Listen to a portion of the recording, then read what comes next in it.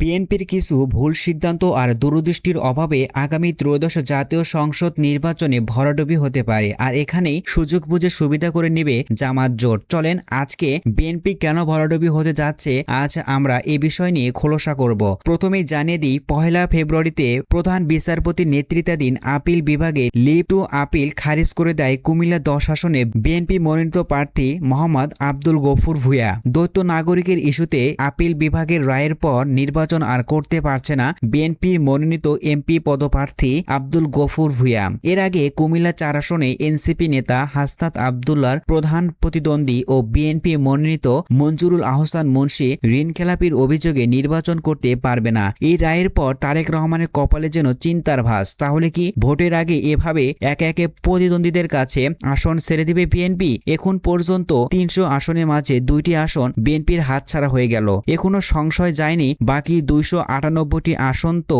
ভালো করতে পারবে। সূত্র বলছে, বিএনপির যে বর্তমান অবস্থা বিরাজ করছে তাতে সরকার গঠনের জন্য যে 151টি আসন দরকার সে আসনগুলো নিশ্চিত করতেই হিমশিম খাচ্ছে বিএনপি। কারণ এখনো বিএনপির অনেক হ্যাভিওয়েট প্রার্থী যাদেরকে মনোনয়ন দেওয়া হয়নি তারা স্বতন্ত্র বা বিদ্রোহী প্রার্থী হিসেবে নির্বাচন করছে। এই বিদ্রোহী বা স্বতন্ত্র প্রার্থীর সংখ্যাও নেহাত কম নয়। অন্তত 79টি আসনের মাঝে বিএনপির 92 জন প্রার্থী মনোনয়ন প্রত্যাহার করেনি। এই 79টি আসনের মাঝে অন্তত 46টি আসনের বিদ্রোহী বা স্বতন্ত্র প্রার্থী ব্যাপক শক্ত অবস্থানে রয়েছে। বিএনপির এই বাঘা বাঘা স্বতন্ত্র প্রার্থীর কাছে হেরে যেতে পারে বিএনপি ও জোট শরিক দলের প্রার্থীরাও। এসব আসনে স্থানীয় ভোটারদের কাছে গিয়ে জানা যায় যে বিএনপি ভোটের ভাগাভাগিতে জামাত জোট খুব সহজে জিতে আসতে পারে। বিএনপির বিদ্রোহী আসনগুলো বাদেও যে আসনগুলো রয়েছে সেই আসনগুলোতেও যে তারা জিতে আসবে তার কোনো গ্যারান্টি নেই। কারণ এখানে জামাত এমন একটা বলয় তৈরি করে ফেলেছে যাদের সাথে হাড্ডাহাড্ডি লড়াই করে